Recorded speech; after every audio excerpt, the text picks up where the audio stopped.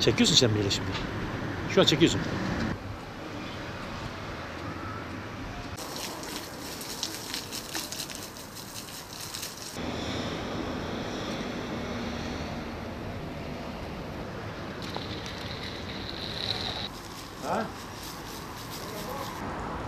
Biz bu kadar müşerref bir isim koyduk. Hazreti Muhammed Mustafa'nın ismini koyduk.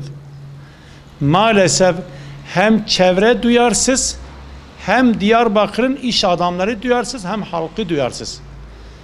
Bakın şurada 2 senedir, 2 sene yaklaştı, 500 kilometrelik bir cami yari olmamıştır.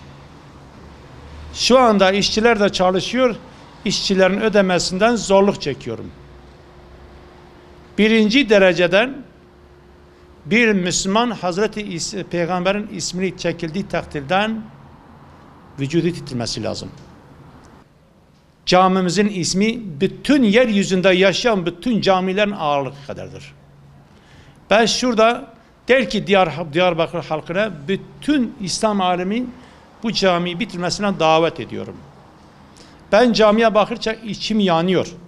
Nice burada insanlar caminin yapmasına karşı çıktılar. Herkes biliyor. Göğsümü siper ettim. Ama maalesef şu anda mağdur. Bizde herhangi bir öyle bir konu talepten şey yapmadık. Biz dedik ki kimin gücü neye varsa, paraya varsa, çimento varsa, malzemeye varsa, tahtaya varsa, demire varsa getirir. Ama biz genellikle maddi konusunda sıkıntı çekiyoruz. Bütün Müslümanlar Allah Resulü'nü seviyor. Biz de buraya Allah Resulü'nün ismini kullanmışık, onun camisine sahip çıksınlar. Özellikle. Şurada fakir demem, zengin demem.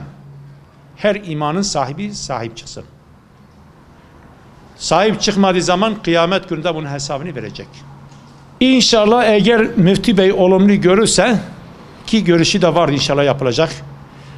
Eğer ki Müftü Bey olumlu görürse, İnşallah orada da 140 kişilik yatılı medrese yapılacak.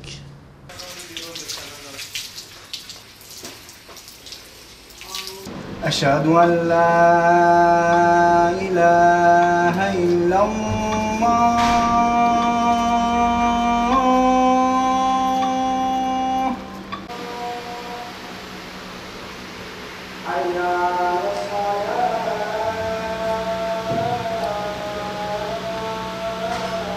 Allahümme Rabbena ve Rabbe hâdâ dâvât kâmet ve şerefet.